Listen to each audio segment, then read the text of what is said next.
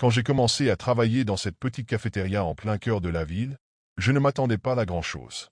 C'était un endroit comme un autre, avec son ambiance chaleureuse, l'odeur du café fraîchement moulu et le brouhaha constant des clients qui discutaient à voix basse. Mais très vite, j'ai remarqué quelque chose d'étrange. Au centre de la salle, il y avait une table. Juste une table comme les autres, en apparence. Mais personne ne s'y asseyait jamais. Je me souviens avoir posé la question à Marc, un des employés qui travaillait ici depuis des années. Il haussa les épaules et marmonna. C'est la table maudite. On n'y touche pas. J'ai ri, pensant que c'était une blague pour intimider la petite nouvelle. Mais au fil des jours, j'ai commencé à observer. Les clients entraient, regardaient autour d'eux, puis évitaient instinctivement cette table, même quand la cafétéria était bondée. Certaines personnes semblaient même frissonner en passant à côté. Un jour, alors que je nettoyais les tables après le service du matin, je me suis approché de cette fameuse table. Je ne pouvais m'empêcher de la regarder. Elle avait l'air normal, un bois un peu usé, quelques éraflures, rien de particulier. Pourtant, en posant ma main sur le bord pour essuyer une tache imaginaire, un frisson glacé me parcourut tout le corps, comme si la température avait chuté soudainement. Je reculai brusquement, mon cœur battant la chamade.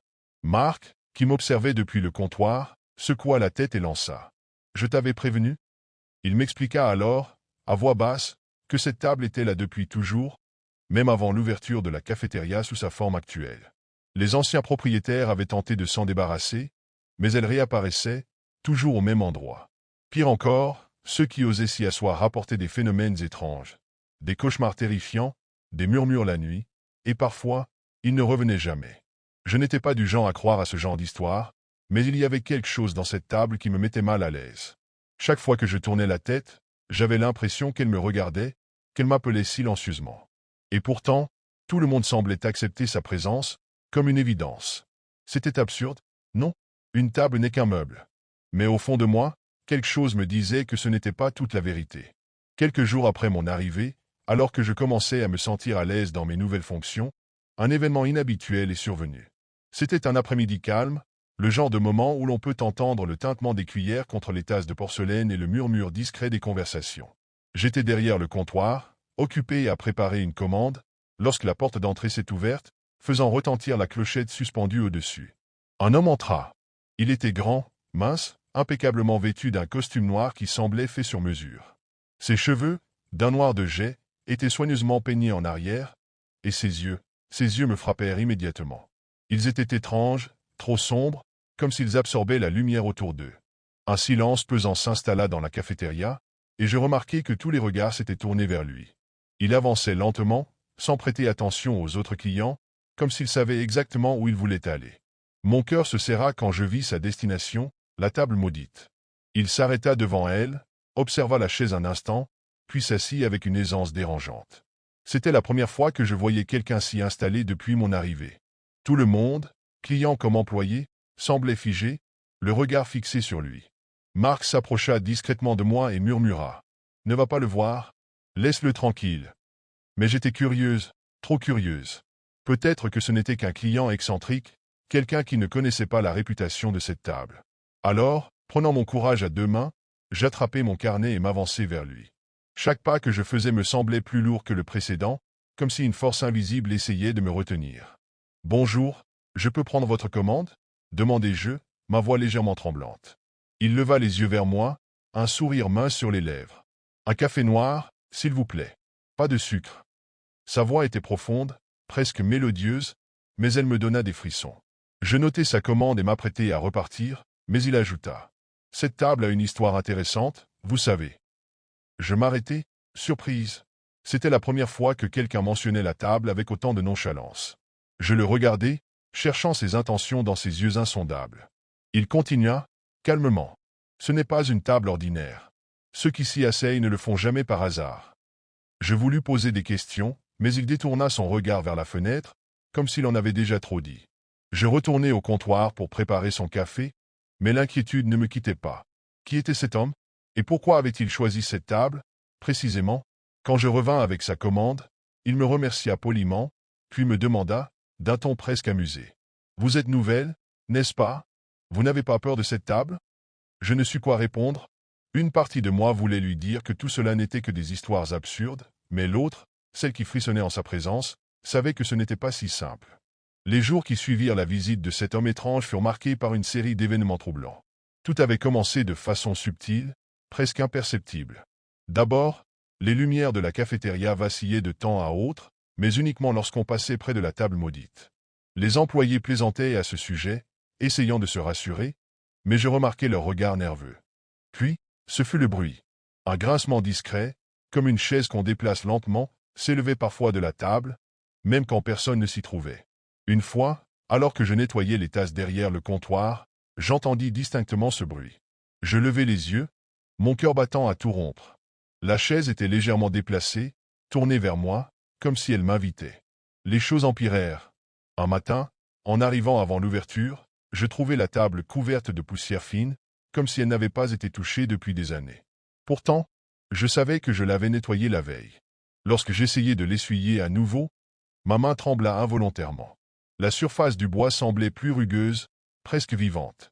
Mais le pire, ce furent les rêves. Chaque nuit, depuis le jour où cet homme s'était assis à la table, je faisais le même cauchemar. Je me voyais dans la cafétéria, seul, plongé dans une obscurité oppressante. Au centre, la table maudite brillait faiblement, comme éclairée par une lueur spectrale. Je m'approchais, incapable de m'arrêter, et m'asseyais. À cet instant, des mains froides surgissaient de l'ombre pour m'attraper, m'immobilisant. Une voix chuchotait alors, indistincte mais terriblement proche, répétant sans cesse « Tu l'as choisi. Tu l'as choisi. » Je me réveillais en sueur, le souffle court, et il m'était impossible de me rendormir. Un soir, alors que je fermais la cafétéria seul, je décidai d'en parler à Marc. Je trouvais son comportement étrange ces derniers jours, comme s'il voulait éviter la table à tout prix, encore plus qu'avant. Il hésita longuement avant de parler, mais finalement, il avoua à mi-voix. « Tu n'aurais pas dû l'approcher. Lui, ou la table. Ceux qui s'y intéressent, ils changent. » Je le pressai d'en dire davantage, mais il se contenta de secouer la tête, les yeux baissés. Certaines choses ne peuvent pas être expliquées. Si j'étais toi, je chercherais un autre travail. Mais il était déjà trop tard. Je le savais au fond de moi. Depuis que j'avais pris la commande de cet homme, quelque chose m'avait marqué. Je sentais un poids invisible qui m'accompagnait partout, comme une ombre collée à mes pas. Et plus j'y pensais, plus je me souvenais de son regard sombre posé sur moi, ce jour-là. Ce n'était pas un hasard. Il m'avait choisi. Ou peut-être, c'était moi qui l'avais choisi, sans le savoir. Ce fut lors d'un soir pluvieux, alors que je travaillais un shift tardif, que tout bascula. La cafétéria était presque vide. La pluie battait contre les vitres, et les rares clients présents sirotaient leurs boissons en silence. Je ressentais une tension grandissante dans l'air, comme si quelque chose d'invisible pesait sur mes épaules. C'est alors qu'il est entré. L'homme en costume noir. Comme la première fois, sa présence semblait aspirer toute l'énergie de la pièce. Les quelques clients présents se figèrent un instant avant de se dépêcher de finir leur boisson et de partir, comme s'ils fuyaient un danger invisible. En quelques minutes, la cafétéria était vide, excepté lui et moi. Sans un mot, il se dirigea une fois de plus vers la table maudite et s'y assit, croisant ses mains sur la surface du bois. Il ne me regardait pas, mais je savais qu'il m'attendait. Quelque chose en moi, une peur viscérale, me disait de rester derrière le comptoir, de l'ignorer. Pourtant, mes jambes semblaient m'échapper. Je me retrouvais à avancer lentement vers lui, comme poussé par une force que je ne contrôlais pas. Quand je m'approchai de lui, il leva enfin les yeux. « Vous avez senti l'appel, n'est-ce pas » demanda-t-il, calmement. Je restai muette, incapable de répondre. Il tapota doucement la table du bout des doigts. « Elle vous a choisi. Cela ne s'arrête jamais, vous savez. » J'osai enfin parler, ma voix tremblant sous l'effet de l'adrénaline. « Qui êtes-vous? Et qu'est-ce que c'est que cette table? Pourquoi tout le monde en a peur ?» Il esquissa un sourire, mais ce sourire n'avait rien d'humain. Il était froid, calculateur, dénué d'émotion. « Je suis simplement un messager. La table, elle, est bien plus ancienne que cet endroit, bien plus ancienne que vous ne pouvez l'imaginer. Elle est un pont, une porte. Ceux qui s'en approchent en ressentent l'écho. Mais ceux qui s'y attardent, » il s'interrompit et me fixa intensément. « Ceux-là ne peuvent plus partir. » Mon cœur accéléra, et une sueur froide me glaça la peau. « Et moi? Qu'est-ce que ça signifie pour moi » murmurai-je. Il se redressa légèrement, posant ses mains sur la table comme s'il caressait quelque chose de vivant. « Vous êtes déjà marqué. Vous l'avez été dès l'instant où vous avez posé votre regard sur elle, dès l'instant où vous avez choisi de me servir. Vous avez ouvert une porte, Laura, et il est impossible de la refermer. À ces mots, un bruit sourd résonna dans la pièce. Je sursautai et tournai la tête vers l'entrée, mais la porte était fermée, et il n'y avait personne. Quand je reportai mon attention sur l'homme, il s'était levé. Pourtant, il n'allait pas partir. Il pointa la table, un éclat sinistre dans les yeux. Ce n'est qu'une question de temps. Un jour, vous aussi, vous serez ici, à attendre. Comme moi. Avant que je puisse répondre, une chose terrifiante se produisit, il disparut. Pas en se levant ou en s'éloignant, non. Il s'effaça, littéralement, comme une ombre qui se dissipe dans la lumière. Je restai seul, paralysé par la peur, mes yeux fixés sur cette table maudite. Mais cette fois, je n'avais plus besoin de me convaincre. Ce n'était pas une superstition, ce n'était pas un conte pour effrayer les nouveaux employés. Cette table était un piège, et j'étais tombé dedans. Après cette nuit, plus rien ne fut comme avant. Je savais que quelque chose avait changé, mais je ne pouvais pas l'expliquer exactement quoi. La cafétéria, bien que familière, me semblait étrangère, comme si l'endroit tout entier respirait une présence que je ne pouvais voir. Je ne dormais presque plus. Chaque nuit, les cauchemars revenaient en boucle, de plus en plus clairs, de plus en plus terrifiants. Dans ces rêves, je me retrouvais toujours assise à cette table. La pièce autour de moi disparaissait lentement, engloutie par une obscurité dense et oppressante. Des murmures s'élevaient, indistincts au début, mais ils finissaient par former des phrases. « Reste avec nous. Tu nous appartiens. » Au réveil, une sensation persistait. Comme si quelque chose me suivait, m'observait constamment, dans la lumière du jour comme dans les recoins sombres de la nuit. Un matin, j'arrivai à la cafétéria avant l'ouverture, espérant avoir quelques instants seul pour réfléchir. À mon arrivée, je remarquai immédiatement quelque chose d'anormal, la table. Elle avait été déplacée. Elle n'était plus au centre de la pièce mais tournée légèrement vers le comptoir, comme si elle regardait directement ma direction. Je reculai instinctivement, mais mes collègues entrèrent peu après, dissipant l'étrange silence. Ils ne semblaient rien avoir remarqué.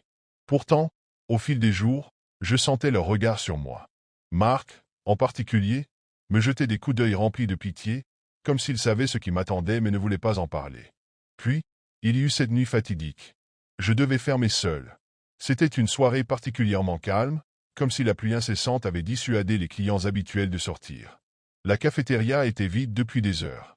Pourtant, en ramassant les tasses laissées sur les tables, je sentis une présence derrière moi. Je me retournai, et mon cœur faillit s'arrêter. Il était là, l'homme en costume noir, assis à la table maudite, me fixant de son regard insondable. « Je vous avais dit que ce n'était qu'une question de temps, » murmura-t-il. Cette fois, je n'avais plus de mots. Je savais qu'il n'attendait aucune réponse. Il se leva, lentement, et tendit une main vers moi.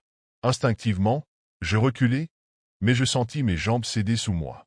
Ma vision devint floue, et tout sembla s'effondrer autour de moi. Quand je repris mes esprits, la cafétéria était silencieuse et plongée dans une obscurité totale. Les jours suivants, je n'y retournai pas. Je tentai de reprendre une vie normale, mais je savais que c'était futile. La table, l'homme, les murmures, tout me hantait. Et puis, ce matin-là, tout s'acheva.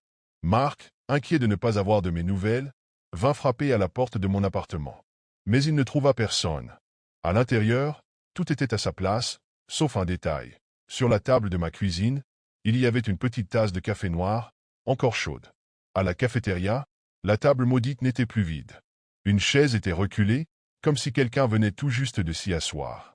Et sur le bois ancien, un badge était posé. Celui de Laura, soigneusement placé au centre, comme une dernière signature.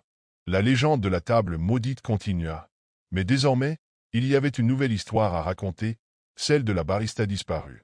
Et ceux qui s'en approchaient disaient entendre un chuchotement dans le silence. « Restez avec nous. » Depuis quelques semaines, mes amis et moi avions pris l'habitude de nous retrouver dans une petite cafétéria artisanale nichée au coin d'une rue étroite de notre quartier. L'endroit semblait tout droit sorti d'un tableau. Des lumières tamisées, des murs ornés de vieilles photos en noir et blanc, et une odeur envoûtante de café fraîchement moulu qui flottait dans l'air. On l'appelait la perfection noire, et son nom n'aurait pas pu être plus approprié. Le café qu'il servait là-bas, c'était quelque chose d'autre. Rien de ce que j'avais bu auparavant ne s'en approchait. Chaque gorgée était comme une caresse chaude qui apaisait l'âme, une expérience presque surnaturelle. Derrière le comptoir se tenait Clara, la propriétaire. Elle était difficile à oublier, avec ses cheveux noirs relevés en un chignon impeccable, son teint pâle et ses yeux d'un vert perçant qui semblaient toujours voir plus loin que votre visage. Clara avait cette manière étrange de sourire, chaleureuse en surface, mais avec quelque chose de calculé, presque prédateur, qui vous mettait mal à l'aise si vous la regardiez trop longtemps. Tout le monde l'adorait. Les clients revenaient chaque jour comme s'ils étaient ensorcelés, incapables de résister à l'appel de son café. Je plaisantais souvent avec mes amis en disant qu'elle devait cacher une sorte d'ingrédient secret pour rendre ses boissons si addictives. Mais, au fond, je n'étais pas vraiment en train de plaisanter.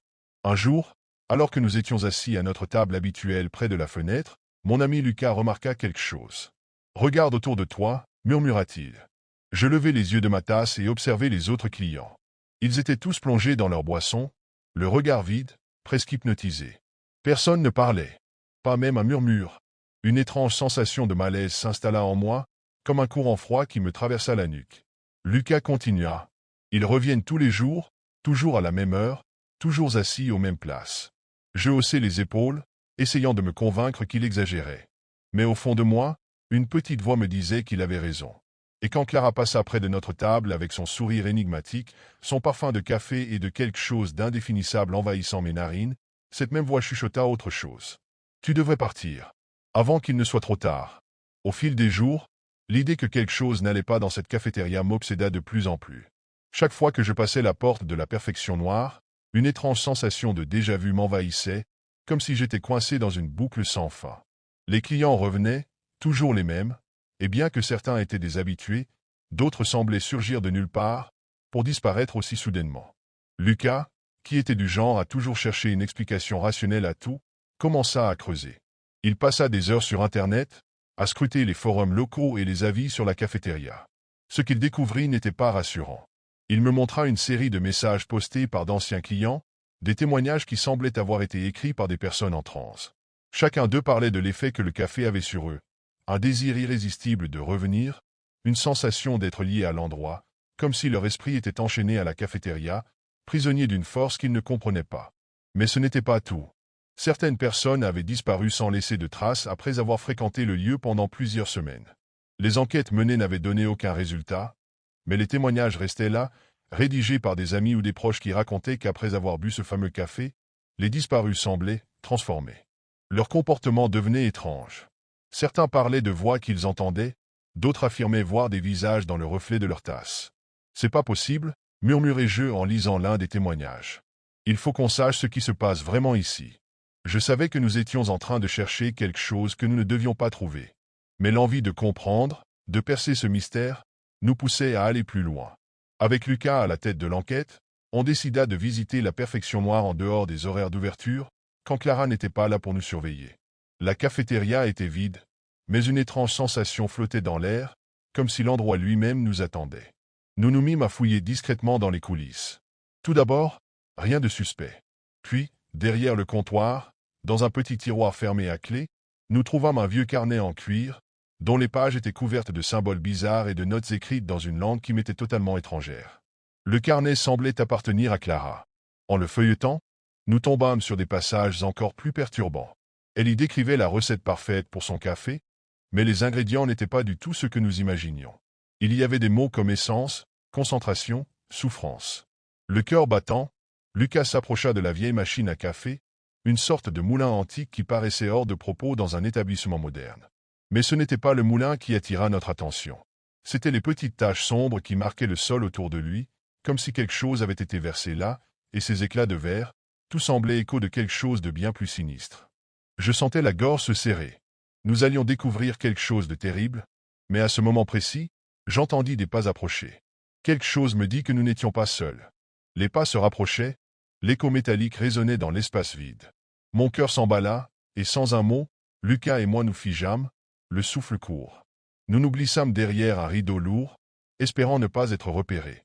Le bruit des pas s'intensifia, jusqu'à ce que la silhouette de Clara apparaisse dans l'encadrement de la porte.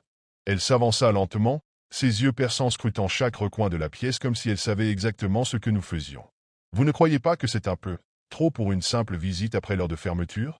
dit-elle, sa voix douce mais glaciale. Mon corps se raidit, une panique sourde envahissant mes entrailles. Clara nous avait repérés, et pourtant elle n'agissait pas comme si elle était surprise. Au contraire, elle semblait presque satisfaite. Vous cherchez quelque chose? Demanda-t-elle en se tournant lentement vers le comptoir, comme si elle ne pouvait pas être dérangée par la présence de deux intrus. Je n'arrivais pas à croire ce qui se passait. Lucas, sans un mot, s'empara du carnet, mais Clara le remarqua immédiatement. « Ce n'est pas pour vous » murmura-t-elle. « Cela ne vous appartient pas. » Elle s'approcha de nous, d'un pas mesuré. Puis, d'un geste presque imperceptible, elle leva la main et le carnet se referma d'un coup sec, comme si une force invisible l'avait attiré à elle. Nous étions complètement désarmés face à son calme glacé. « Vous voulez savoir ce que j'utilise dans mon café » dit-elle, ses lèvres se courbant dans un sourire énigmatique. « Vous n'êtes pas prêt à entendre la vérité. » Elle se tourna et se dirigea vers la machine à café, ouvrant une trappe secrète sous le comptoir. À l'intérieur, sous une couche de grains de café, se trouvait un petit récipient métallique. Clara l'ouvrit avec une facilité inquiétante, et là, dans le fond, une substance épaisse et noire se révélait. Ce n'était pas des grains de café, mais quelque chose de bien plus macabre. Cela, mes chers amis, est l'ingrédient secret de ma recette parfaite. Ce n'est pas du café ordinaire, et ce n'est pas ce que vous croyez. Ce liquide, cet élixir, il n'a pas de prix. C'est ce qui donne au café ce goût inoubliable, cette sensation d'appartenance. Je ne pouvais détourner les yeux de ce liquide visqueux qui semblait se mouvoir par lui-même, comme s'il avait une conscience. Clara se tourna alors vers nous, son regard plus perçant que jamais. « Il faut un prix pour tout dans ce monde, n'est-ce pas? Et ce prix, eh bien, il est bien plus grand que ce que vous pouvez imaginer. » Elle se pencha alors et plongea une cuillère dans la substance noire, avant de la porter à ses lèvres. Ses yeux se fermèrent un instant, comme si elle savourait chaque goutte. Je sentais mon estomac se nouer. J'avais vu des choses horribles, mais là, il y avait quelque chose d'inexplicable, quelque chose de profondément perturbant dans cette scène. Nous étions trop loin pour revenir en arrière. « Ce que vous ne comprenez pas encore, » dit-elle doucement, « c'est que chacun d'entre vous qui goûtera à mon café sera lié à cet endroit pour toujours. Vous reviendrez encore et encore, jusqu'à ce que vous ne puissiez plus vivre sans. Vous ferez partie de la perfection noire. Et croyez-moi, une fois que vous avez goûté à la perfection, il n'y a pas de retour possible. » Je n'arrivais pas à la respirer, une nausée m'envahissant. Mais avant que je puisse dire quoi que ce soit, Clara sourit de plus belle. Ses yeux brillaient d'une lueur malveillante. « Il est déjà trop tard pour vous. Vous ne le savez peut-être pas encore, mais ce café vous a déjà choisi. » Clara nous observa en silence, son regard devenu glacial, comme si elle savourait notre terreur grandissante. Le silence dans la pièce semblait se dilater, lourd de menaces non prononcées. Elle s'approcha encore de nous, d'un pas lent et calculé, chaque mouvement imprégné d'une assurance froide, surnaturelle. Nous étions pris au piège, incapables de bouger, le souffle court, comme si l'air lui-même se dérobait sous nos pieds. « Vous êtes si jeune, si naïf, » dit-elle enfin, d'une voix douce mais terriblement ferme. « Vous pensez pouvoir comprendre ce que vous voyez, mais vous ne comprenez rien. Vous croyez que vous pouvez fuir, mais vous n'irez nulle part. » Elle posa délicatement la main sur le comptoir, comme pour accentuer ses mots. Son sourire s'élargit, ses yeux brillant d'une lueur malveillante. « Vous voulez savoir pourquoi mon café est si addictif? Ce n'est pas un simple mélange de grains, ni même un secret bien gardé. Ce café, il lie les âmes. Une fois que vous y goûtez, vous êtes déjà pris. Vous êtes connecté à cet endroit, à ce lieu, à moi. » Elle s'approcha de moi avec une grâce sinistre, comme une araignée qui se faufile lentement vers sa proie. Je voulais reculer, mais mes jambes semblaient se coller au sol, comme si quelque chose m'empêchait de bouger. « J'ai trouvé la recette parfaite il y a des années, » poursuivit-elle. « Et je n'ai jamais cessé de la perfectionner. Pour l'obtenir, j'ai dû faire des sacrifices. Beaucoup de sacrifices. Des sacrifices que vous ne pouvez même pas imaginer. Mais aujourd'hui, je suis plus forte que jamais. Plus pure. Et vous? Vous êtes les prochains. » Je n'arrivais pas à détacher mes yeux d'elle, comme hypnotisé. Tout autour de moi semblait s'estomper, comme si l'espace se distordait. Le temps ralentissait. Je voulais crier, mais mes lèvres étaient comme figées. Lucas, lui aussi, semblait paralysé. Il essayait de parler, de bouger, mais aucune parole ne sortait de sa bouche. Tout ce que nous pouvions faire, c'était regarder cette femme étrange et inquiétante qui se tenait là, imposant sa présence, son pouvoir. Clara s'arrêta juste devant nous, ses yeux pénétrants fixés sur nos visages, et sourit de nouveau. C'était un sourire qui semblait englober tout l'espace, tout le temps, comme si elle avait tout sous contrôle. « Vous avez déjà commencé à faire partie de cette histoire, » dit-elle d'une voix mielleuse. « Votre âme vous appartient déjà à moi, tout comme elles m'appartiennent, toutes les âmes que j'ai collectées au fil des ans. Vous ne pouvez pas en échapper. Elle leva lentement la main, comme pour faire signe à quelque chose. Je n'eus pas le temps de réagir. Soudain, une sensation brûlante traversa ma poitrine, une douleur fulgurante qui me coucha sur le sol. Je sentais une présence se glisser en moi, un fil invisible qui se nouait autour de mon cœur. Et là, je compris. J'étais déjà lié à cet endroit, à la perfection noire. Ce café, cette substance maudite, m'avait déjà consommé. Lucas hurla, mais ses cris se perdirent dans l'air, étouffés par une force invisible. Tout devint flou. Tout s'effaça. Clara se pencha alors, chuchotant près de mon oreille. Vous allez comprendre, bientôt. Et lorsque vous reviendrez, et que vous serez à nouveau dans ce café, vous ressentirez cette faim, ce besoin de revenir, encore et encore, jusqu'à ce que vous soyez comme tous les autres. Je voulais crier. Je voulais fuir. Mais il était déjà trop tard. Je n'avais aucune idée de ce qui se passait. Une douleur insoutenable me traversait la poitrine, et pourtant, je n'avais plus la force de bouger.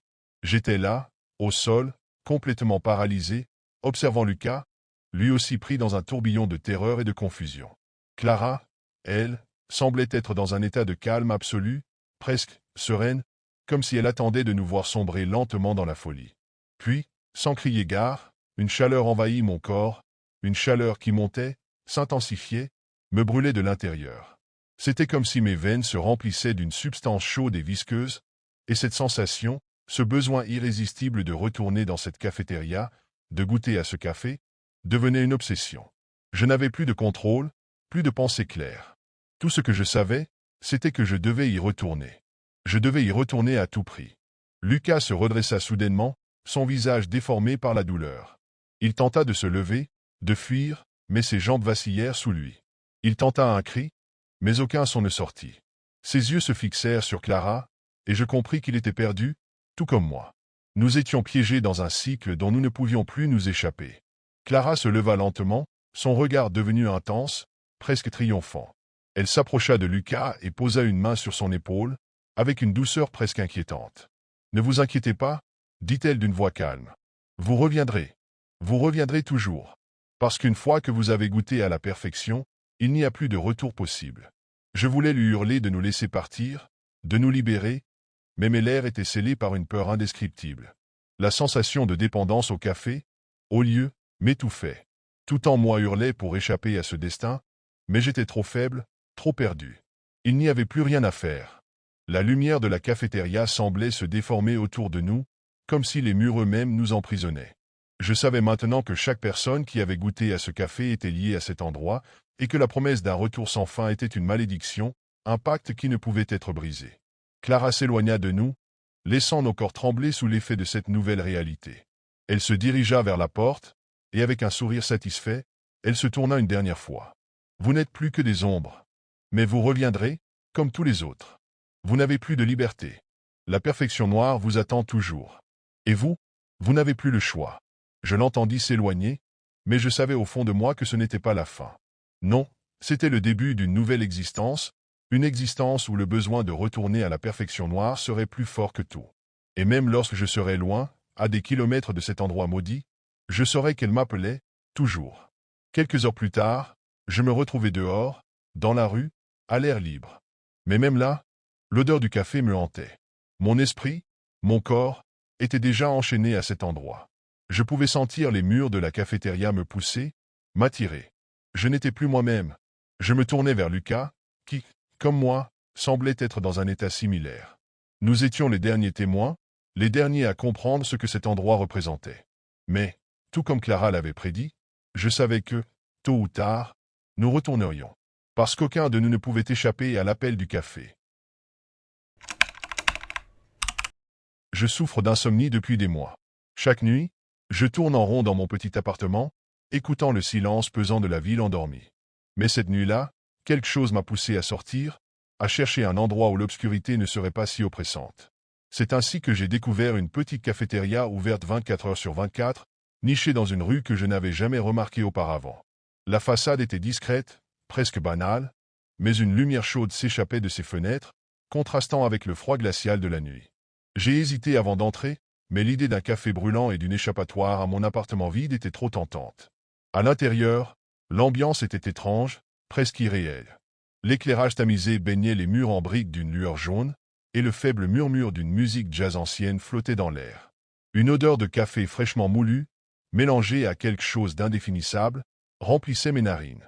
Il n'y avait pas beaucoup de monde, peut-être 5 ou 6 clients, mais ils étaient différents.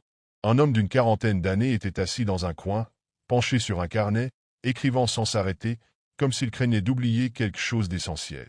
Une femme, probablement dans la trentaine, fixait sa tasse de café d'un air absent, ses doigts fins effleurant constamment le bord de la porcelaine sans jamais boire. Et puis, il y avait une jeune fille, peut-être 16 ans, qui fixait la porte d'entrée avec une intensité troublante, comme si elle attendait quelqu'un qui n'arriverait jamais. J'ai choisi une table près de la fenêtre, où je pouvais observer sans être trop visible. Je me suis dit que c'était juste une cafétéria normale, mais une sensation étrange me rongeait, comme si quelque chose ici n'allait pas. Je ne pouvais pas l'expliquer, mais c'était comme si ce lieu existait en dehors du temps. Les nuits suivantes, je suis revenu à la cafétéria. Il y avait quelque chose dans cet endroit qui m'attirait, une atmosphère familière mais dérangeante, comme un rêve dont on ne se souvient pas complètement. Je m'asseyais toujours à la même table, près de la fenêtre, et j'observais les clients. Ce sont eux qui me fascinaient le plus. Ils étaient toujours là, sans exception, aux mêmes heures et aux mêmes places. L'homme avec le carnet arrivait à 2h12 précises. Il commandait un espresso qu'il ne touchait jamais, et son crayon grattait le papier comme s'il écrivait sous une contrainte invisible. La femme avec la tasse de café apparaissait à 2h34, toujours avec cet air absent, les yeux perdus dans le liquide noir devant elle. La jeune fille, elle, entrait à 3h02 pile, s'installait près de la porte et fixait l'entrée avec une intensité glaciale, comme si sa vie en dépendait. Au début, je pensais que c'était une simple coïncidence. Mais au fil des nuits, j'ai commencé à noter leurs horaires et leurs comportements. Tout était parfaitement identique, nuit après nuit. Pas un détail ne changeait. L'homme écrivait toujours avec la même frénésie, la femme caressait le bord de sa tasse au même rythme, et la jeune fille restait figée comme une statue, les yeux rivés sur la porte. Un soir, j'ai essayé de briser la routine. J'ai décidé de leur parler.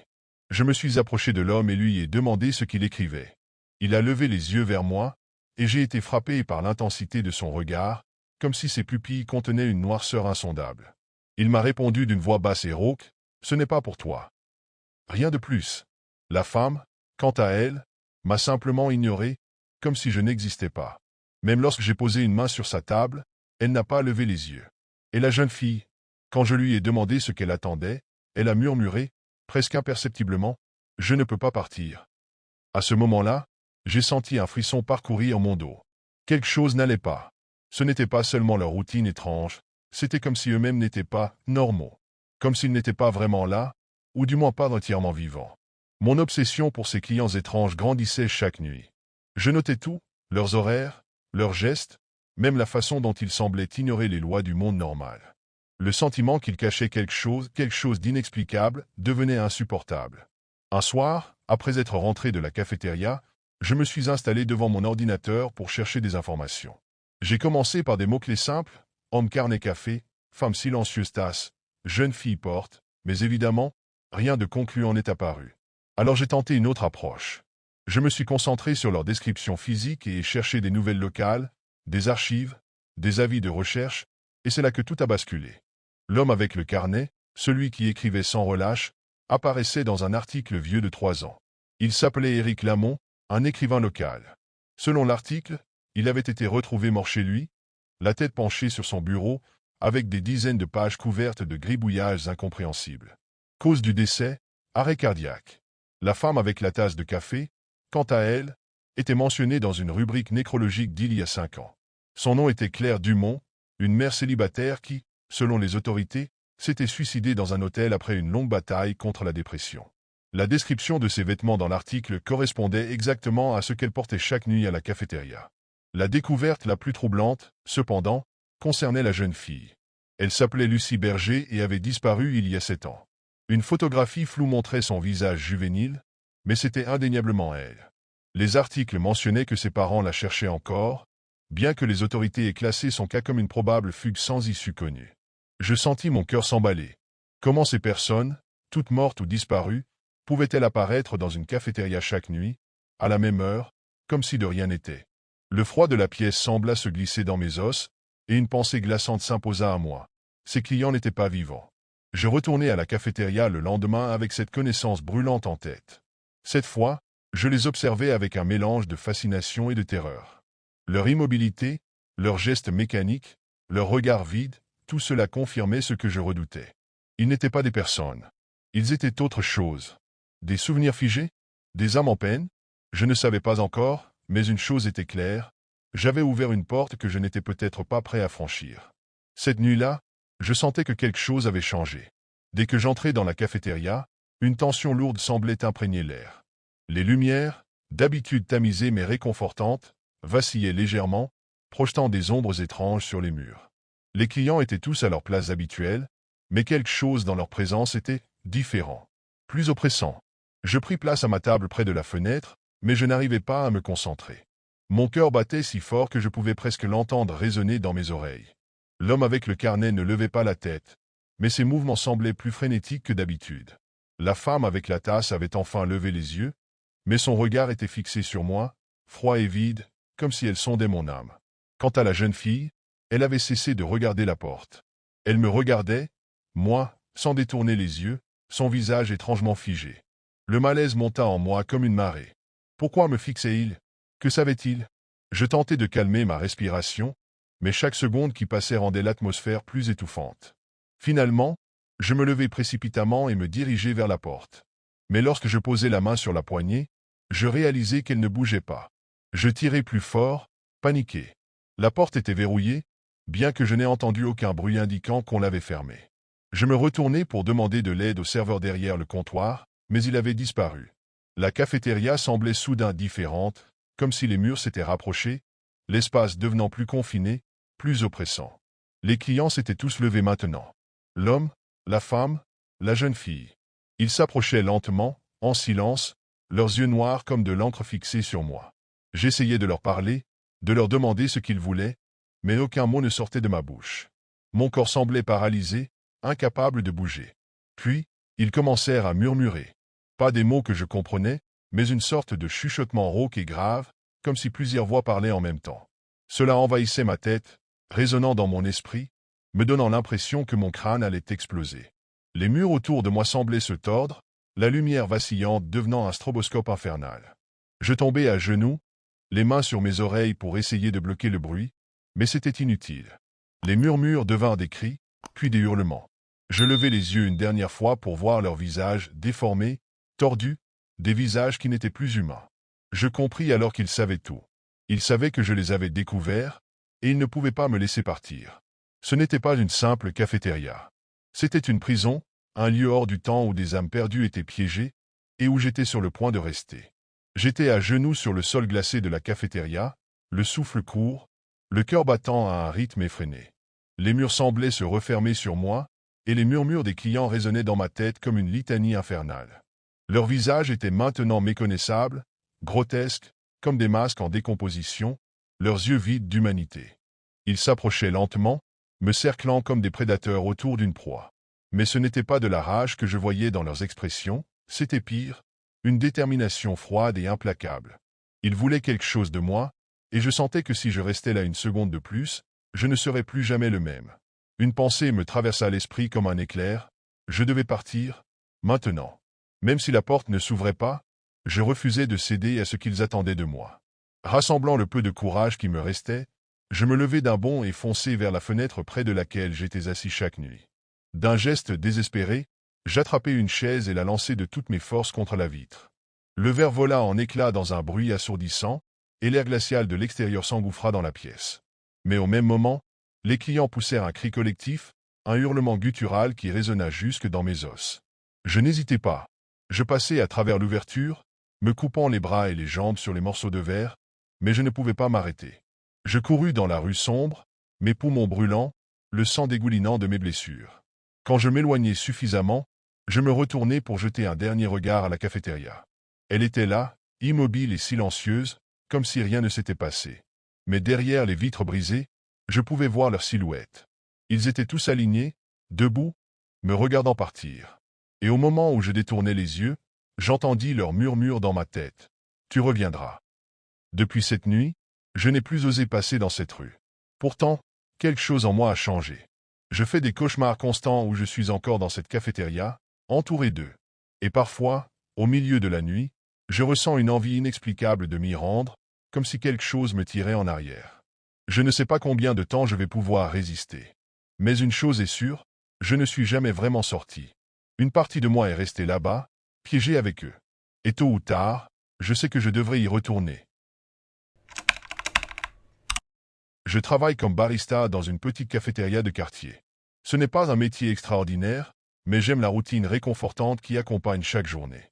Chaque matin, je reconnais les visages habituels, la femme d'affaires pressée qui commande toujours un cappuccino sans sucre, le vieil homme qui lit son journal avec un espresso, et les étudiants fatigués cherchant leur dose de caféine pour survivre à leur cours. La cafétéria, avec son odeur de grains fraîchement moulus et le doux murmure des conversations, est mon sanctuaire. Mais aujourd'hui, quelque chose a brisé cette routine. Le téléphone a sonné en plein milieu de l'après-midi, un moment où nous recevons rarement des appels. J'ai répondu, comme toujours. Bonjour, ici la cafétéria Douce Aube, que puis-je pour vous?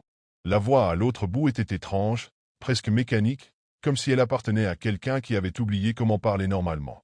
Un café noir, sans sucre, pour livraison, a dit la voix, froide et directe. Je suis resté silencieux un instant. Nous ne faisons pas de livraison. Jamais. C'est une règle simple de la maison. Désolé, mais nous ne livrons pas, ai-je répondu poliment. Il y a eu un silence, pas un bruit statique, pas une respiration. Juste un vide qui a duré assez longtemps pour me mettre mal à l'aise. Puis, la voix a repris. Je paierai double. Livrez-le à cette adresse. Avant que je puisse protester, la voix m'a donné un emplacement. Je l'ai noté machinalement sur un bout de papier. Ce n'est qu'après avoir raccroché que j'ai remarqué une étrange sensation. Mes mains étaient moites, et un frisson glacial m'avait parcouru l'échine. Quand j'ai montré le papier à mon patron, il a haussé les épaules avec indifférence. Si on peut gagner un peu plus, pourquoi pas? Prends le café et va Y. J'ai senti un nœud se former dans mon estomac. Ce n'était pas comme les autres commandes.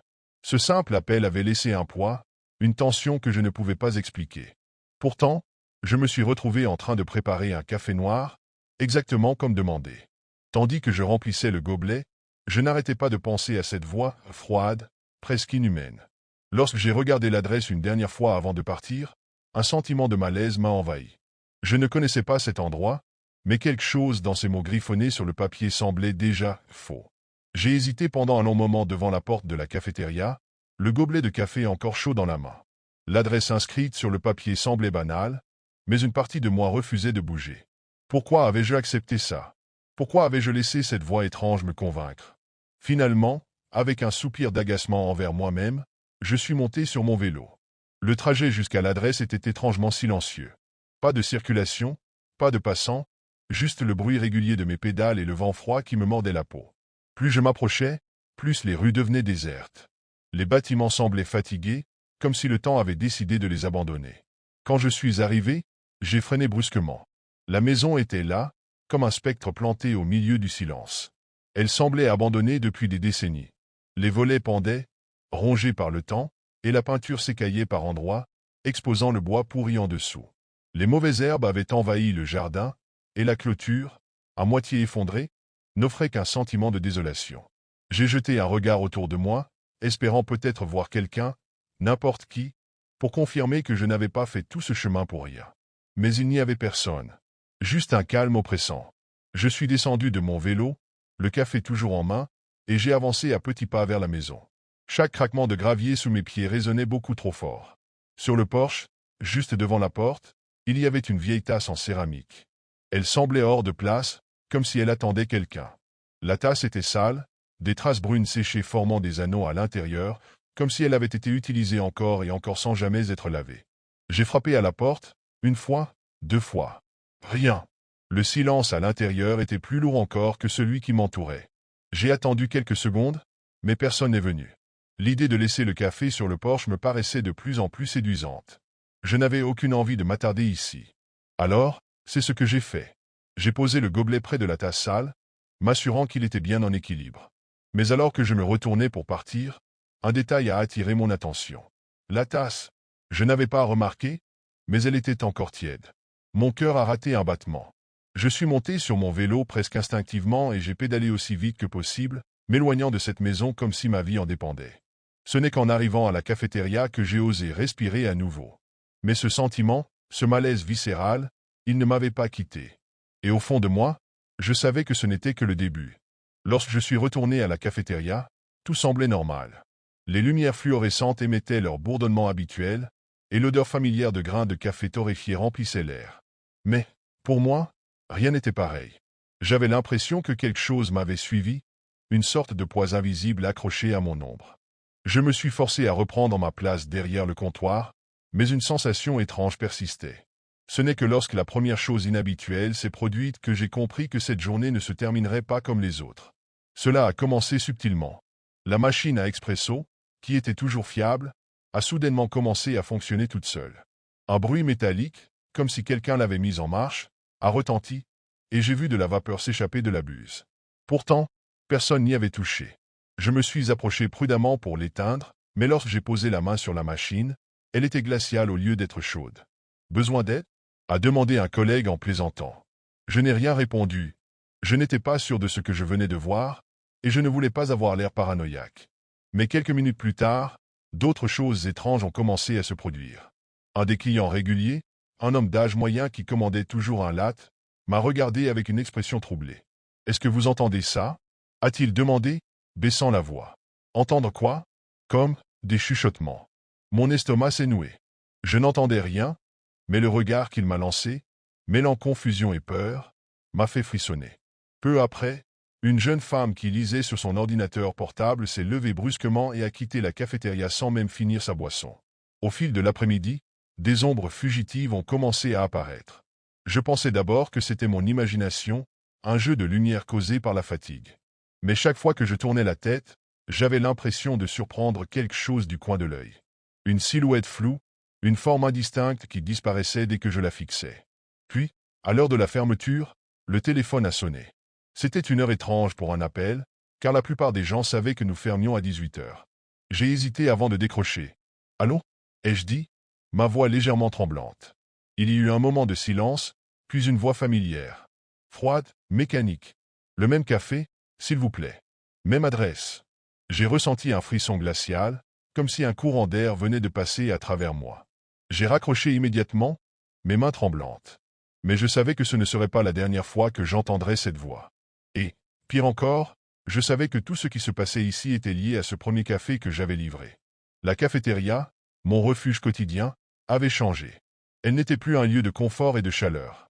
Quelque chose de sombre s'y était installé, et je ne pouvais pas m'empêcher de penser que c'était entièrement ma faute. Les jours suivants ont transformé la cafétéria en un véritable cauchemar. Chaque nouvelle commande, chaque tasse de café que je préparais semblait attirer quelque chose d'encore plus sombre, d'encore plus perturbant. Les phénomènes étranges se multipliaient, jusqu'à ce que cela devienne impossible à ignorer. Les objets se déplaçaient seuls, souvent sous les regards terrifiés de mes collègues ou des clients. Une fois, une pile entière de tasses a basculé d'une étagère sans raison apparente, s'écrasant au sol avec une violence qui a fait sursauter tout le monde. Une autre fois, les lumières se sont mises à clignoter frénétiquement alors que la cafétéria était pleine, plongeant la pièce dans une alternance effrayante de lumière et d'ombre. Mais le pire, c'étaient les ombres. Elles n'étaient plus fugitives, ni cantonnées au coin de ma vision. Elles étaient là, palpables, présentes. Je pouvais les voir se glisser derrière le comptoir, ramper le long des murs, ou se tenir immobiles dans les coins sombres, comme si elles attendaient. Les clients les voyaient aussi. Plusieurs ont quitté précipitamment la cafétéria, certains marmonnant des prières, d'autres refusant de me regarder dans les yeux. Une nuit, alors que je faisais l'inventaire après la fermeture, j'ai entendu un bruit étrange venant de la salle principale. Un murmure, bas et constant, comme une conversation à peine audible. Je me suis avancé doucement, le cœur battant à tout rompre, et j'ai vu la tasse. C'était impossible, mais elle était là, posée sur une des tables du fond. La tasse sale de la maison abandonnée, avec ses marques brunes à l'intérieur, comme si elle n'avait jamais été lavée. Pourtant, je l'avais laissée là-bas, sur ce porche délabré. Je n'osais pas m'en approcher, mais mes pieds semblaient avancer d'eux-mêmes. En m'approchant, j'ai remarqué qu'elle était remplie, mais pas de café. À l'intérieur, il y avait un liquide noir et épais, qui semblait absorber la lumière autour de lui. Une odeur âcre montait, quelque chose de métallique, de rance, qui me donnait la nausée. C'est alors que j'ai entendu la voix. Cette même voix mécanique, froide et dénuée d'humanité. Mais cette fois, elle n'était pas au téléphone. Elle résonnait dans toute la cafétéria, venant de nulle part et de partout à la fois. Encore un café. Tu sais où l'apporter. Un frisson glacé m'a traversé. Je savais que si je continuais à ignorer ces commandes, ces choses ne feraient qu'empirer. Mais si je retournais à cette maison, je n'étais pas certain d'en revenir. Et pourtant, je savais que je n'avais pas le choix. La nuit était tombée lorsque je me suis résolu à retourner à la maison abandonnée. Je savais, au fond de moi, que ce serait la dernière fois.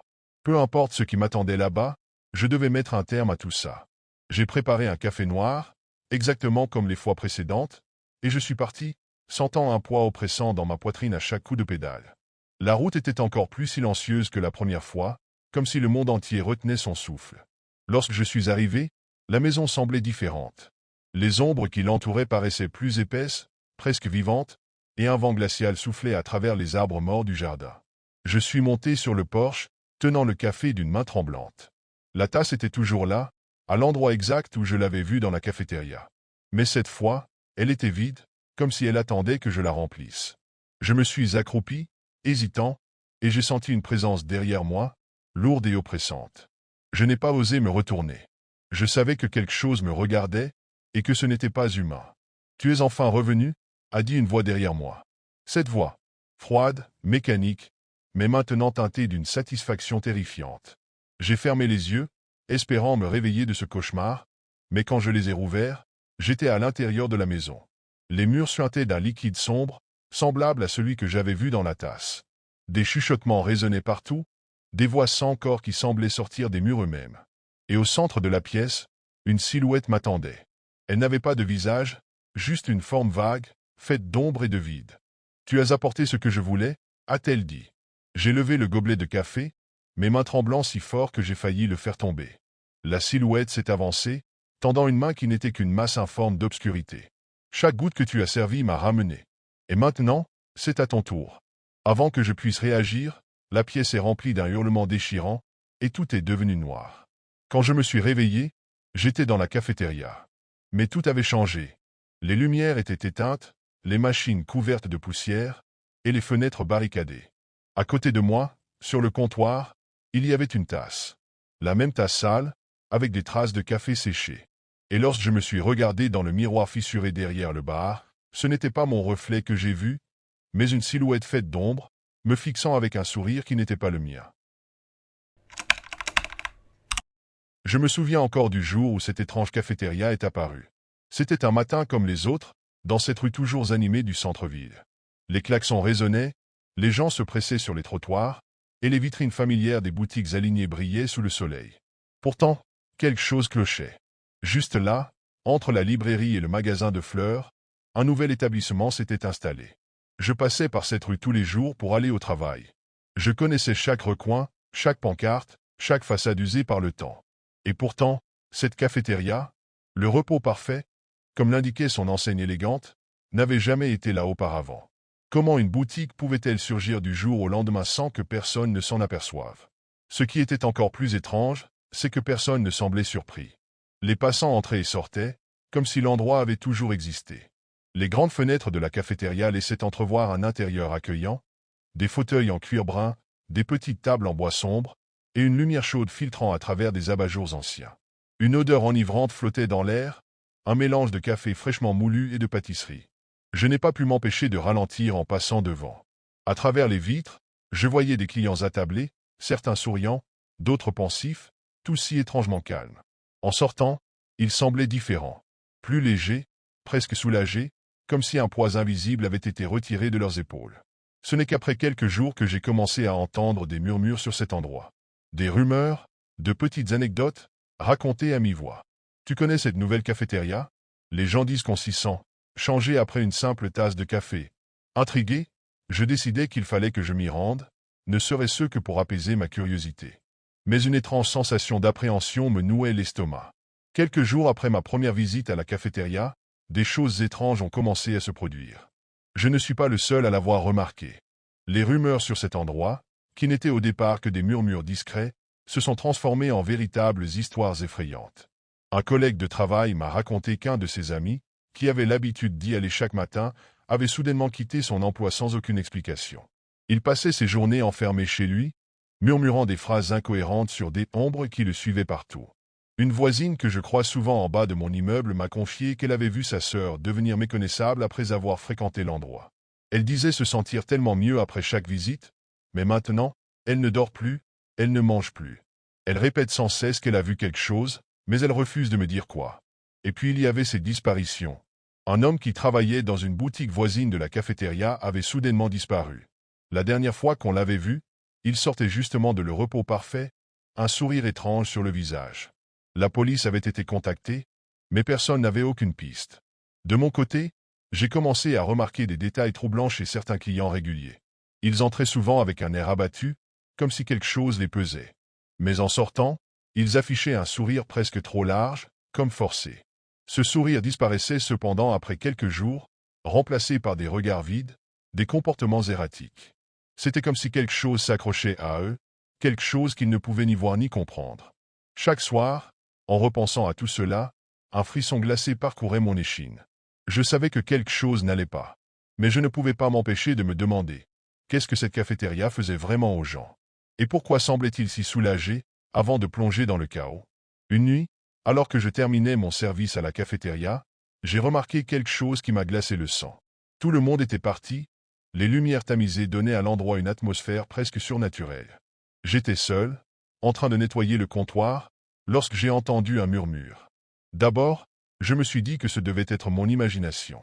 Mais le son persistait, faible, comme une voix lointaine, venant de l'arrière-salle. Je m'aventurai prudemment vers la cuisine. Le murmure semblait s'intensifier à mesure que j'approchais. Une fois sur place, j'ai balayé la pièce du regard, mais elle était vide. Pourtant, les voix étaient là, comme si elles flottaient dans l'air. Elles répétaient des mots, des fragments de phrases, si seulement, j'aurais dû, je regrette tellement. C'étaient les mêmes phrases que les clients marmonnaient souvent en sirotant leur café, presque sans s'en rendre compte.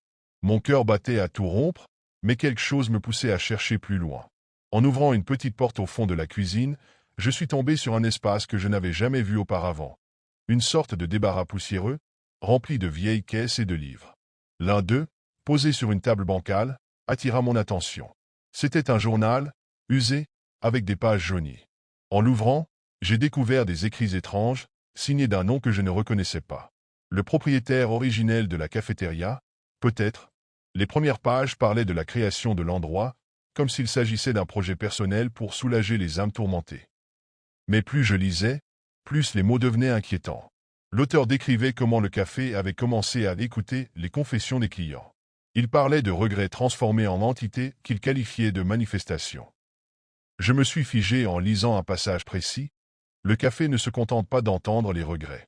Il les absorbe, les nourrit et les rend vivants. Chaque personne qui s'assoit ici laisse une partie d'elle-même derrière. Mais ce qui revient n'est jamais ce qu'elle espérait. Comme pour confirmer ces mots, j'ai soudain vu une ombre se déplacer dans mon champ de vision. Je me retournai brusquement, mais il n'y avait rien. Pourtant, je sentais une présence, quelque chose d'oppressant, qui semblait m'observer. Ce soir-là, je compris que la cafétéria n'était pas un simple lieu de détente. C'était un piège, un catalyseur pour des forces que je n'arrivais pas à comprendre. Et j'y travaillais, au cœur même de ce mécanisme terrifiant. Après cette découverte terrifiante, je ne pouvais plus regarder la cafétéria de la même manière. Chaque client qui franchissait la porte me semblait désormais condamné. Je voyais leurs regards tourmentés, leurs mains tremblantes autour de leur tasse, et je savais que leur regret allait devenir autre chose, quelque chose qu'ils ne pourraient jamais fuir. Un soir, alors que je fermais la caisse, je pris mon courage à deux mains et interrogeai mon collègue de nuit, Marc. C'était le seul autre employé avec qui je pouvais parler de ce que j'avais découvert. Mais quand je lui décrivis ce que j'avais lu dans le journal et les murmures dans la cuisine, son visage devint livide.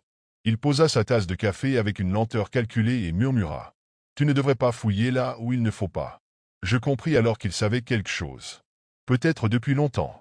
Avant que je ne puisse poser d'autres questions, il ajouta, presque en chuchotant. « Ils ne te laisseront pas partir si tu sais trop de choses. » Cette nuit-là, je décidai de quitter mon emploi. J'avais vu et entendu assez. Mais lorsque je remis ma lettre de démission le lendemain, le gérant, un homme toujours calme et étrangement chaleureux, la déchira sans un mot. Il se contenta de me fixer, un sourire étiré sur ses lèvres, et dit simplement « Vous êtes indispensable ici. » À partir de ce moment, tout s'accéléra. J'étais incapable de quitter la cafétéria. Chaque fois que je tentais de rester chez moi ou d'ignorer mes horaires, je recevais des appels incessants, ou parfois, je retrouvais une clé de la cafétéria posée sur ma table de chevet, alors que je ne l'avais jamais emmenée. Pire encore, je sentais que quelque chose me suivait. Une nuit, alors que je sortais les poubelles derrière la cafétéria, j'aperçus une silhouette dans l'ombre. Elle avait une forme humaine, mais son visage, il était déformé, comme une mosaïque brisée. Ses yeux semblaient briller d'un éclat malsain, et lorsqu'elle s'avança, je reconnus quelque chose d'encore plus effrayant. Elle ressemblait à un client régulier que je n'avais pas vu depuis des jours. En reculant, je trébuchai et laissai tomber la poubelle. Lorsque je relevai les yeux, la silhouette avait disparu. Mais je savais ce que j'avais vu. C'était l'une de ces manifestations.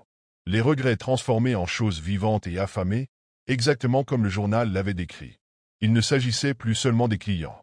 Maintenant, c'était moi qu'il voulait. Je savais qu'il ne me restait plus beaucoup de temps. Chaque nuit, les manifestations se rapprochaient. Je les voyais dans les reflets des fenêtres, dans les coins sombres de la cafétéria, ou même dans mes rêves. Elles m'appelaient, murmurant mes propres regrets d'une voix qui résonnait comme un écho brisé. Une nuit, alors que je faisais le ménage après le dernier service, les lumières commencèrent à clignoter. Une odeur de brûlé se répandit dans l'air, et les murmures, qui n'étaient auparavant que des chuchotements discrets, se transformèrent en une cacophonie de cris. Je compris que je ne pouvais plus rester. Si je restais, elle me prendrait. J'avais encore le journal avec moi. Dans l'une des dernières pages, l'auteur parlait d'un rituel pour briser le cycle. Il fallait brûler un objet personnel représentant un regret profond. Mais ce n'était pas tout. Le feu devait être allumé au cœur même de la cafétéria, dans la pièce secrète derrière la cuisine. Tremblant, je retournai dans l'arrière-salle. Les voix étaient plus fortes ici, presque insupportables, comme si elles se battaient pour m'empêcher d'agir. Je posai sur la table un vieux porte-clés que j'avais gardé depuis des années, un souvenir d'une relation brisée que je n'avais jamais pu oublier. J'attrapai un briquet et mis le feu à l'objet. Au début, il ne se passa rien. Puis, soudainement, les flammes prirent une teinte étrange, presque noire, et la chaleur devint insupportable. Les ombres dans la pièce se mirent à bouger, comme si elles cherchaient à s'échapper.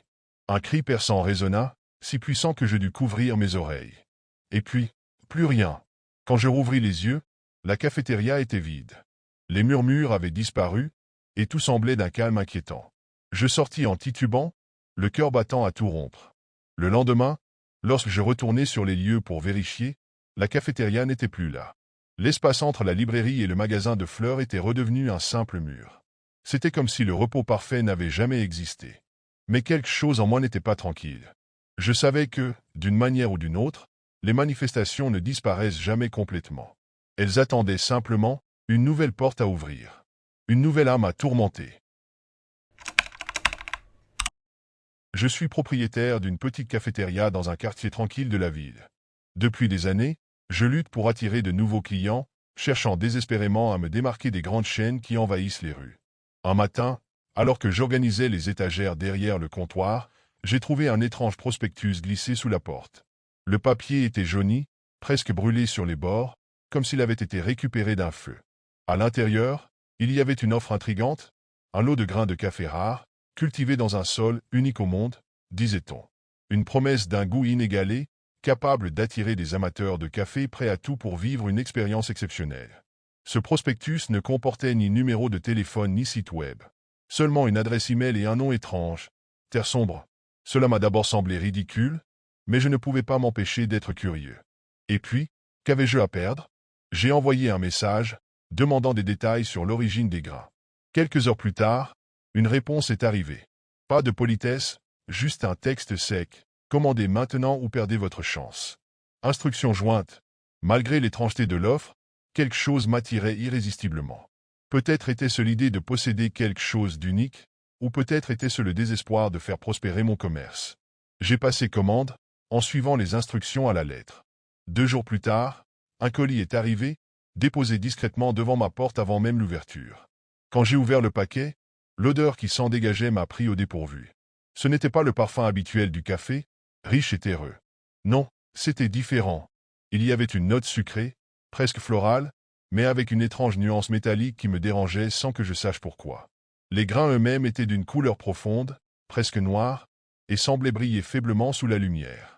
Aucun logo, aucune étiquette, seulement un simple sac en toile accompagné d'instructions précises sur la manière de préparer le café. À ce moment-là, j'aurais dû me méfier. Mais j'étais trop excité. J'avais l'impression d'avoir découvert un trésor caché, quelque chose qui pourrait changer le cours de ma vie. Les premiers jours après avoir commencé à servir ce nouveau café furent une véritable réussite. Les clients entraient, attirés par l'arôme envoûtant qui semblait flotter jusque dans la rue. Les premières commandes se multipliaient, et à chaque gorgée, je voyais leurs yeux s'illuminer. Certains s'arrêtaient pour me féliciter. « Ce café, c'est incroyable. J'ai jamais rien goûté de tel », me disait un homme en costume, visiblement habitué aux meilleures sélections. « On dirait qu'il raconte une histoire », ajoutait une jeune femme, le regard pensif, les doigts serrant la tasse comme si elle craignait de la lâcher. Mais très vite, les retours ont pris une tournure étrange. Ce fut une cliente régulière, Margot, qui mentionna la première anomalie. Elle s'approcha du comptoir un matin, l'air hagard, les yeux cernés. « Vous avez changé quelque chose dans ce café? Depuis hier, je fais des cauchemars horribles. » Je haussai les épaules, un sourire poli aux lèvres. « Non, rien du tout. Peut-être une coïncidence ?» Elle hocha la tête, visiblement gênée, et partit avec sa commande. Le lendemain, un autre client mentionna la même chose. Puis un autre. Tous parlaient de rêves violents, presque viscéraux. Des scènes de poursuite, de cris, de figures sombres aux contours indéfinis. L'un d'eux, un étudiant en architecture, m'expliqua qu'il voyait dans ses rêves une silhouette qui l'observait derrière un rideau de fumée. « C'était comme le brouillard qui s'élève d'une tasse de café », murmura-t-il avant de quitter la cafétéria, les mains tremblantes. Les choses prirent un autre tournant lorsqu'une cliente fit une crise de panique en pleine salle. Elle venait tout juste de poser sa tasse sur la table lorsque, soudain, elle se mit à hurler. « Il est là, juste là !» criait-elle, pointant un coin vide de la pièce. Nous nous sommes tous retournés, mais il n'y avait rien. Elle quitta la cafétéria en courant, laissant sa tasse à moitié pleine, le café encore chaud. Ce soir-là, en nettoyant les tables, je remarquai quelque chose d'étrange. Les tasses dans lesquelles le nouveau café avait été servi avaient des traces inhabituelles. À l'intérieur, dans les résidus sombres laissés par le breuvage, on aurait dit des formes, des visages, des silhouettes déformées, comme si quelque chose ou quelqu'un essayait de sortir. Une sueur froide me parcourut. Mais au fond, je n'étais pas encore prêt à abandonner ces grains. Après tout, les clients revenaient, même avec leurs cauchemars.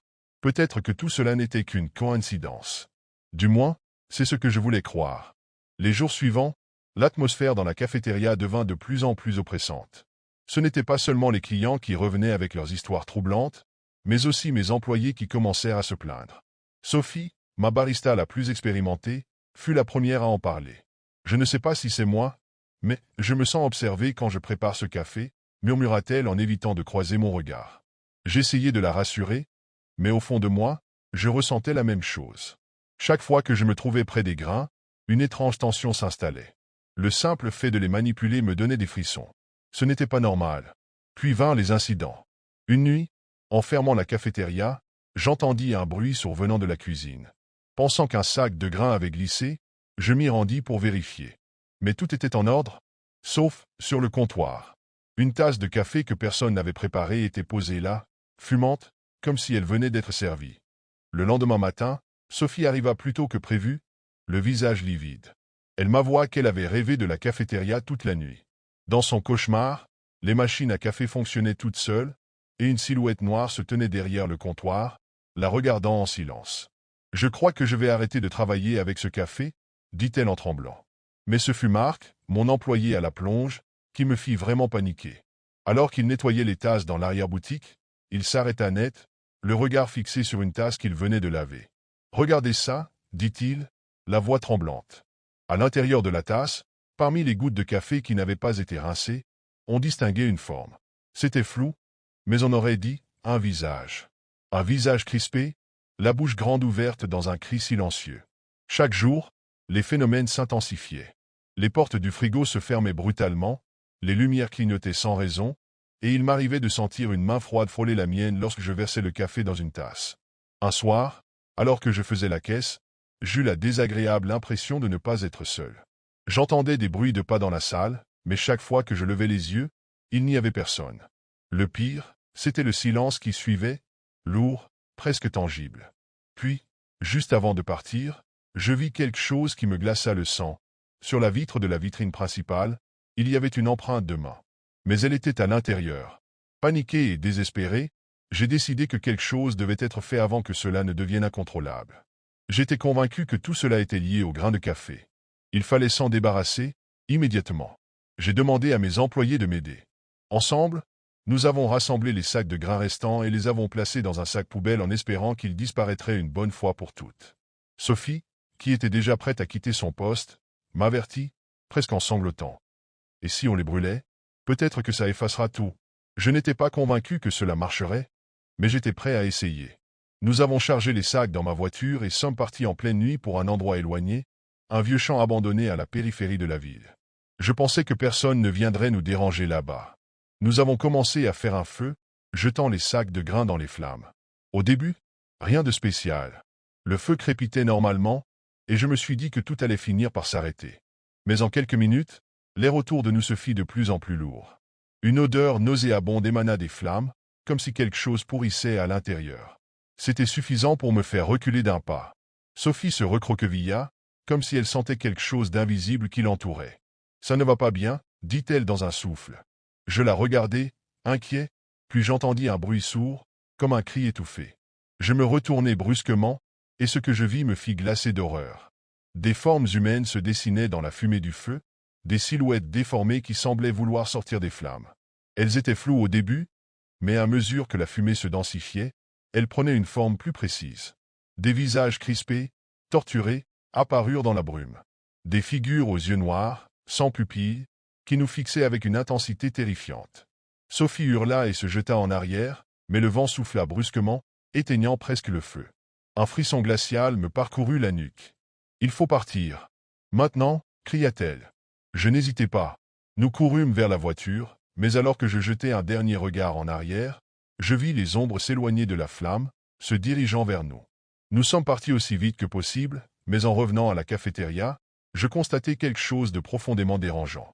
Les sacs de grains que nous avions brûlés n'étaient plus dans la voiture. Ils avaient disparu, comme s'ils n'avaient jamais existé. Quand je suis arrivé devant le comptoir, j'ai vu la tasse qui m'avait tant effrayé, sur une table, intacte, avec un café parfaitement préparé. Mais il n'y avait personne. Il était trop tard. Je le savais maintenant. La malédiction était bien plus profonde que ce que j'avais imaginé. Les grains n'étaient pas seulement un moyen de propager l'horreur, mais un ancrage, un lien qui nous reliait à quelque chose d'au-delà de notre compréhension. Après avoir pris conscience de cela, j'ai cherché frénétiquement une solution. J'ai contacté des experts en phénomènes paranormaux, des médiums, même des occultistes, mais aucun ne semblait capable de comprendre ce que nous avions attiré. Ils parlaient tous de forces anciennes et de rituels oubliés, mais leurs conseils n'étaient jamais clairs. Ils me disaient que nous devions casser le lien, détruire le foyer de la malédiction, mais rien ne fonctionnait. Pendant ce temps, les événements devenaient de plus en plus insupportables. Chaque matin, en ouvrant la cafétéria, je trouvais des traces de pas sur le sol, comme si quelqu'un se promenait la nuit dans les lieux. Mais il n'y avait personne. Le café, que j'avais espéré fuir, continuait d'être servi. Les clients revenaient, comme si rien n'avait changé.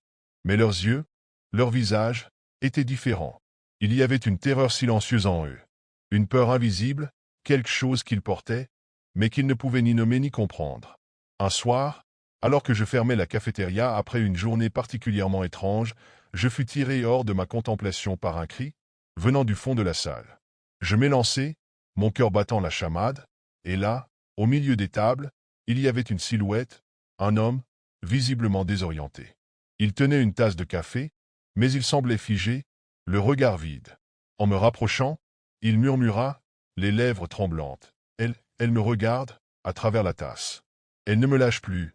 Avant que je puisse dire quoi que ce soit, il se jeta à terre, pris de convulsions, comme si quelque chose de plus grand que lui l'emportait. Paniqué, je me précipitai à l'extérieur, espérant échapper à l'étreinte de ce mal qui m'avait englouti. Mais à ma grande horreur, à chaque coin de rue, je pouvais apercevoir des silhouettes, des figures pâles et indistinctes, se détachant dans la brume. Elles semblaient m'observer, se glissant à travers les ombres, toujours là, prêtes à surgir. J'avais l'impression d'être encerclé, comme si la malédiction m'avait suivi bien au-delà des murs de la cafétéria. La vérité s'imposa alors à moi, une vérité que je n'avais pas voulu accepter plus tôt. Ce n'était pas le café qui avait attiré le mal. C'était moi. La malédiction n'était pas seulement dans les grains, elle était en moi, dans mes décisions, dans le choix d'accepter cette offre étrange. Et désormais, Peu importe où j'allais, la cafétéria serait toujours là, et les figures dans la brume, dans la fumée, dans les tasses, ne cesseraient de me hanter. Je n'avais plus de refuge.